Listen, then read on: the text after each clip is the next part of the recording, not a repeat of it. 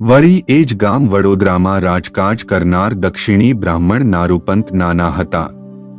તેને મહારાજનો નિશ્ચય બરોબર થયો હતો ને તે મહારાજમાં બરોબર પ્રીતિ રાખીને ભક્તિ કરતાને તેથી તે આઠો પહોર આનંદમાં રહેતાને અંતરમાં સહજાનંદ સ્વામીના નિશ્ચયની ગાંઠ વળી ગઈ હતી.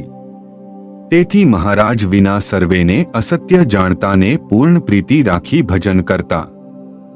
તેને એક સમયને વિશે સંસાર સંબંધી વિઘ્ન આવ્યું જે તેનો પુત્ર માંદો પડ્યો ત્યારે તેનું રક્ષણ કરવા સારું તે છોકરાની માં દેવીનું પૂજન કરવા માંડી પણ તેથી દેવી આવી નહીં ને શ્રીજી મહારાજ પધાર્યા ત્યારે પ્રથમ અનંતકોટી સૂર્યના સરખો પ્રકાશ થયો.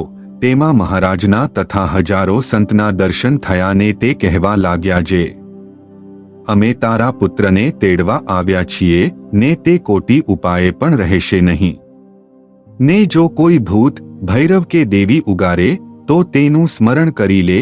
ત્યારે તે બાઈ બોલી જે હે મહારાજ માનો જીવ હેતવાળો હોય તેમાં મારો કાંઈ દોષ નથી ને મારે દેવ દેવીનું કાંઈ સ્મરણ કરવું નથી.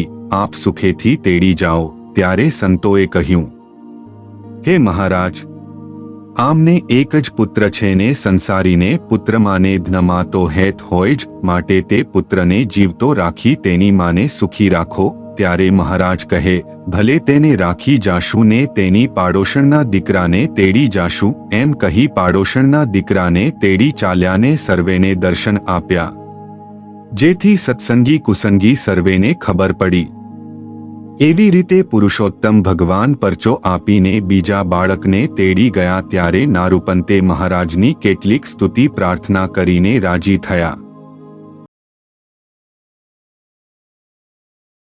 જય સ્વામિનારાયણ.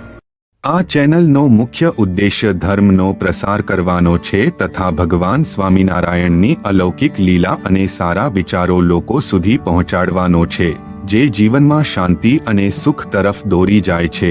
આ ચેનલ પરથી જે પણ ધનરાશિ પ્રાપ્ત થશે તેમનો ઉપયોગ સમાજ સેવા ગૌસેવા તેમજ લોક ઉપયોગી કાર્યોમાં થશે. ચેનલ સહજાનંદ ગાથા સબસ્ક્રાઇબ કરો, વિડિયો લાઇક કરો અને હા તમારા મિત્રો સાથે શેર કરો.